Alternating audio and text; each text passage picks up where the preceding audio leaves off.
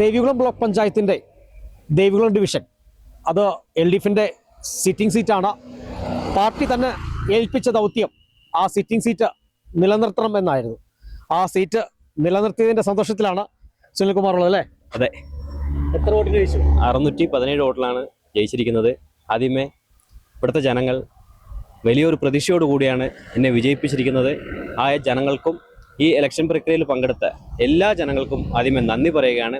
ആദ്യമേ ഞാൻ പറഞ്ഞ പോലെ ഈ ഒരു ചെറിയ പ്രായത്തിൽ ഇന്ത്യൻ കമ്മ്യൂണിസ്റ്റ് പാർട്ടിയും ഇടതുപക്ഷ ജനാധിപത്യ മുന്നണിയും വലിയൊരു ദൗത്യമാണ് എന്നെ ഏൽപ്പിച്ചിരുന്നത്. ആ ദൗത്യം വിജയകരമായി ഞാൻ പൂർത്തീകരിച്ചിരിക്കുകയാണ്. അതേപോലെ ഈ ഇവിടുത്തെ വോട്ടർമാരും ഇവിടുത്തെ ജനങ്ങളും എന്നിൽ അർപ്പിച്ച ആ വിശ്വാസവും ആ പ്രതീക്ഷയും ഞാൻ കാത്തു സൂക്ഷിക്കാൻ ഞാൻ ബാധ്യസ്ഥനാണ്.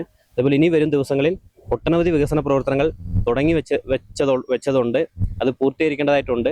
ആ പ്രവർത്തനങ്ങളും അതേപോലെ തന്നെ ഞാൻ നേരത്തെ പറഞ്ഞതുപോലെ ഇവിടുത്തെ സാധ്യതയ്ക്കനുസരിച്ച് എന്താണോ ചെയ്യാൻ പറ്റുന്നത് അതെല്ലാം കൃത്യമായി തന്നെ പരിശോധിച്ച് അർഹതപ്പെട്ട കൈകളിലേക്കും അതേപോലെ ഇവിടുത്തെ നമ്മളെ ഈ പഞ്ചായത്തിൽ നിന്ന് വരുന്നതും സർക്കാരിൽ നിന്നും വരുന്നതും എന്തൊക്കെയാണ് വികസന പ്രവർത്തനങ്ങൾ ചെയ്യാൻ പറ്റുന്നത് അത് ഒരു വിട്ടുവീഴ്ചയും ഇല്ലാതെ ഈ വികസന പ്രവർത്തനങ്ങൾ ഞാൻ ചെയ്തിരിക്കും. അതേപോലെ തന്നെ ഈ ഇന്ത്യൻ കമ്മ്യൂണിസ്റ്റ് പാർട്ടിയും ഇടതുപക്ഷ ജനാധിപത്യ മുന്നണിയും ഏൽപ്പിച്ച ദൗത്യം വിജയിച്ച് പൂർത്തീകരിച്ചെങ്കിലും ഇനിയാണ് ഞാൻ കൂടുതൽ ബാധ്യസ്ഥനാവുന്നത്. ആ കർത്തവ്യം ഞാൻ ഒരു കറയും പുരളാതെ നിറവേറ്റാൻ ഞാൻ ബാധ്യസ്ഥനാണ്. അതേപോലെ പ്രചാരണ രംഗത്തൊക്കെ ഇറങ്ങിയപ്പോൾ എങ്ങനെയുണ്ടായിരുന്നു? ഒരു വിജയ പ്രതീക്ഷ ഉണ്ടായിരുന്നോ? ആദ്യമേ തന്നെ പ്രചാരണ രംഗത്ത് ഇറങ്ങിയപ്പോൾ നല്ലൊരു വിജയ പ്രതീക്ഷ ഉണ്ടായിരുന്നു. എന്നെ എതിർത്ത് മത്സരിച്ച സ്ഥാനാർത്ഥിയും മികച്ച സ്ഥാനാർത്ഥിയായിരുന്നു. കനത്ത മത്സരമായിരുന്നു. ആ മത്സരത്തിൽ ജനങ്ങൾ എന്നെ തിരഞ്ഞെടുത്തിരിക്കുകയാണ്. ആ പ്രതീക്ഷയും ആ വിശ്വാസവും ഞാൻ കാത്തു സൂക്ഷിക്കാൻ ഞാൻ ബാധ്യസ്ഥനാണ്. സൂക്ഷിച്ചിരിക്കും. ഇവിടുത്തെ വികസന പ്രവർത്തനങ്ങൾക്കും എല്ലാ വിഷയങ്ങൾക്കും ചുക്കാൻ പിടിക്കാൻ മുൻപന്തിയിൽ ഉണ്ടാവും എന്നുള്ള കാര്യം ഞാൻ ഉറപ്പ് പറയുകയാണ്. ജില്ലയിലെ എല്ലാ ബ്ലോക്ക് പഞ്ചായത്തുകളിലും ആകെ രക്ഷപ്പെട്ടത് ദേവികുളത്തിന് ലഭിച്ചത് LDFിന് മാത്രമേ ഉള്ളൂ അല്ലേ? അതെങ്ങനെയാണ്?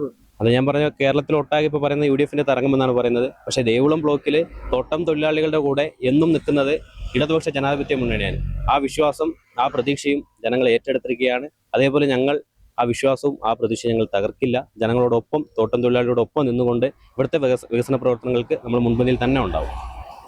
എന്താണ് ആദ്യഘട്ടത്തിൽ ഒരു വികസനം എന്ന രീതിയിൽ ചെയ്യാൻ ആഗ്രഹിക്കുന്നത്? നമുക്കറിയാം ഇവിടുത്തെ പ്രധാനമായിട്ടുള്ളത് റോഡ്, അതേപോലെ തന്നെ ആരോഗ്യ മേഖല. ഇപ്പം ഇവിടുത്തെ ഉള്ള സാധ്യതയ്ക്കനുസരിച്ച് ആദ്യമേ തന്നെ പറഞ്ഞ എൻ്റെ ആദ്യത്തെ ഒരു ജനപ്രതിനിധി എന്ന നിലയ്ക്ക് ആദ്യത്തെ ഒരു രംഗമാണ്.